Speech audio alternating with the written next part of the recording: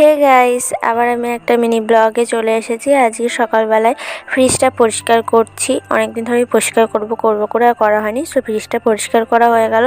তারপর আমি স্নান করে এখানে আমি ঘরের ঠাকুরকে পুজো দিয়ে দিলাম। আর পুজো দেওয়া কমপ্লিট হয়ে যাওয়ার পরে টিফিন খেয়ে নিলাম। বাবা এনেছিল বাজার থেকে পরোটা এনে দিয়েছিল, আর মা ছোলা চিজকি করেছিল, সেটাই টিফিন করে নিলাম। আর এখানে কত বৃষ্টি পড়ছে দেখতেই পাচ্ছ। আর আমার জামা কাপড়টা সব আয়রন করতে হবে, সেই আয়রন করতে বসে গেছি। আর আমার আয়রন করাও হয়ে গেছে, এগুলো সব আলমারিতে ভরে দিলাম। তারপর দুপুরে লাঞ্চে খাবার ছিল ইলিশ মাছ হয়েছিল আজকে। ইলিশ মাছের তেলটা বেগুন দিয়ে করেছিল, মাথা দিয়ে ডাল করেছিল, ইলিশ মাছটা করেছিল বেগুন দিয়ে।